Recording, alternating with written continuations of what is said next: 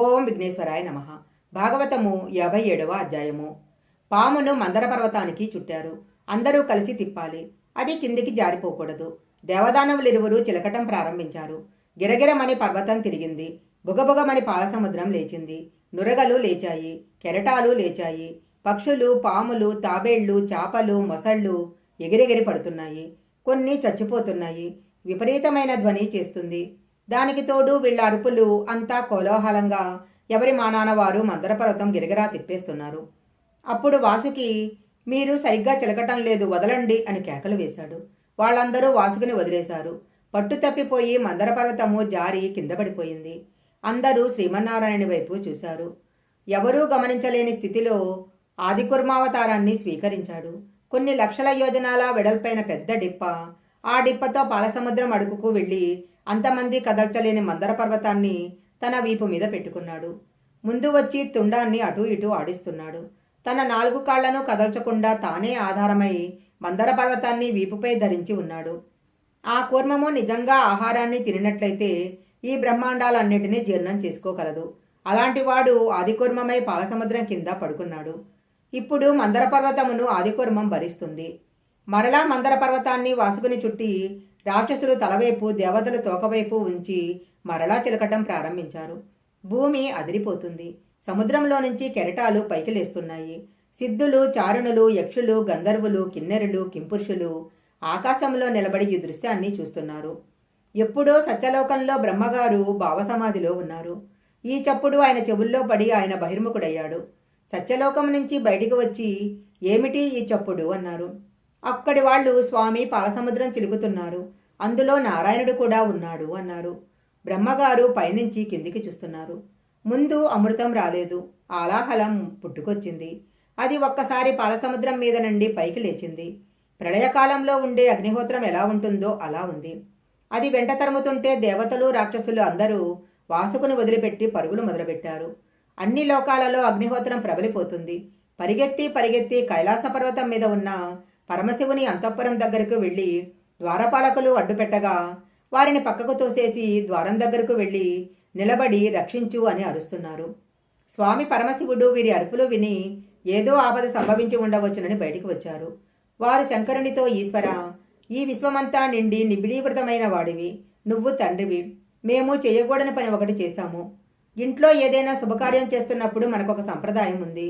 ముందుగా తల్లిదండ్రులకు నమస్కారం చేసి వారికి బట్టలు పెట్టి పీటల మీద కూర్చుంటారు. కానీ దేవదానవులు ఆ పని చేయలేదు. స్వామికి నమస్కరించలేదు. అందుకే స్వామి వీళ్లకు పాఠం నేర్పాలి అనుకున్నాడు.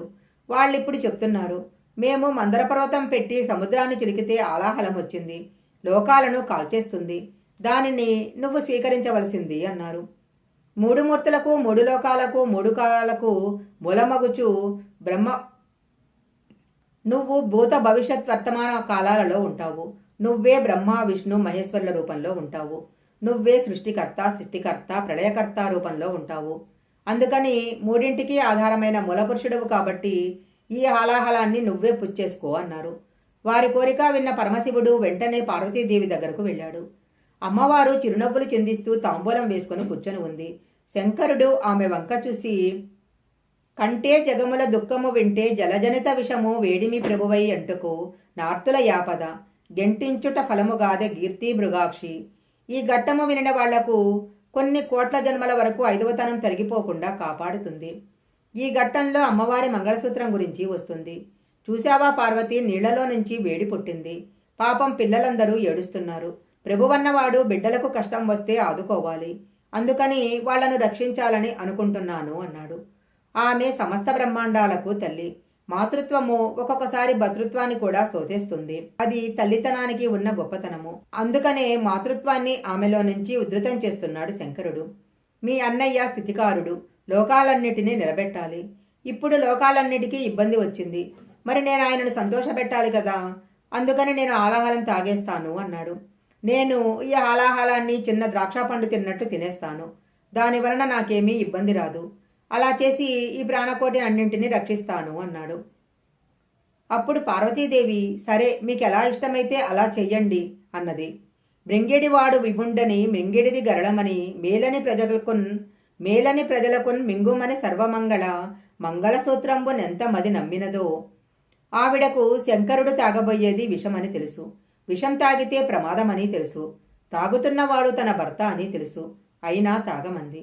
ఆమె సర్వమంగళ, అందుకే తాగేయమంది. శంకరుని జీవనమునకు హేతువు పార్వతీదేవి మెడలోని మంగళసూత్రమని పోతనగారు తీర్పిచ్చారు. దేవతలందరూ జయజయధ్వానాలు చేస్తుంటే ఆలాహలానికి ఎదురెళ్ళి దానిని చేతితో పట్టుకొని వండచేసి నేరేడు పండంత చేసి గబాలన నోట్లో పడేసుకుని మింగేశాడు. ఎదురు వెళ్ళినప్పుడు కానీ, పట్టుకున్నప్పుడు కానీ, నోట్లో పెట్టుకున్నప్పుడు కానీ, మింగినప్పుడు కానీ ఆయన ఒంటి మీద ఒక్క పొక్కు కూడా పుట్టలేదు. ఇంత చల్లటి చంద్రుడు కందిపోలేదు. ఆయన చల్లని చూపులతో అలానే ఉన్నాడు. శంకరుని పాదాలు నమ్ముకున్నవాడు ఆలాహలం లాంటి కష్టాలు వచ్చినా చాలా చల్లగా ఉంటాడు. అలాంటి వానికి ఎలాంటి బెంగ ఉండదు. ఆయన నోట్లో పెట్టుకొని మింగుదాం అనుకున్నాడు. కంఠం వరకు వెళ్ళింది. మింగేస్తే అడుగున అధోలోకాలు ఉన్నాయి, కాలిపోతాయని మింగలేదు. పైన ఊర్ధలోకాలు ఉన్నాయి, కక్కితే ఊర్ధలోకాలు పోతాయి. పైకి వదలలేదు, కిందికి వదలలేదు, కంఠంలో పెట్టుకున్నాడు. ఆయన అలా చేసేసరికి పార్వతీదేవి చాలా సంతోషించింది. అప్పట్నుంచి ఆయనకు నీలలోహితుడు, నీలగ్రీవుడు అని పేరు వచ్చింది. ఆయనకు నీలకంఠుడు అని పేరు. నీలకంఠ అని పిలిస్తే చాలు ఆయన పొంగిపోతాడు. ఆలాహల భక్షణం కథ వినిన వాళ్లకు 3 ప్రమాదాలు జరగవు. ఈ కథ వినిన వాళ్లను పాము కరవదు. ఆలాహల భక్షణం కథను నమ్మిన వాళ్లను తేలు కుట్టదు.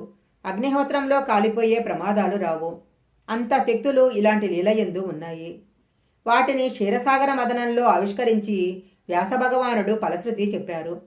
మళ్ళీ అందరూ బయలుదేరి ఆనందంతో పాలసముద్రం దగ్గరికి వెళ్ళిపోయారు. క్షీరసాగర మదనం మొదలుపెట్టారు. అలా మదిస్తుంటే సురభి కామధేనువు పైకి వచ్చింది. ఆ కామధేనువు అందరికీ నిలబడి నమస్కారం చేశారు. దేవమునులకు లౌకికమైన కోరికలు ఉండవు. వారు కామధేనువు పాలతో అవిస్సులను అర్చిస్తాము అని అన్నారు. లోక కళ్యాణార్థము అవిస్సులను ఇస్తారు. ఆ గోవును స్వామి దేవమునులకు ఇచ్చి, మీరు దీని పాలతో దేవతలకు అవిస్సులను అర్పించాలి. అప్పుడు దేవతలు సంతోషించి వర్షాలు కురిపిస్తారు. అందరూ బాగుంటారు. అందరికీ పనికి వచ్చేవాడికి కామధేనువు ఉండాలి. అందుకని కామధేనువు దేవమునులకు ఇవ్వబడింది. వారు దానిని పుచ్చుకున్నారు.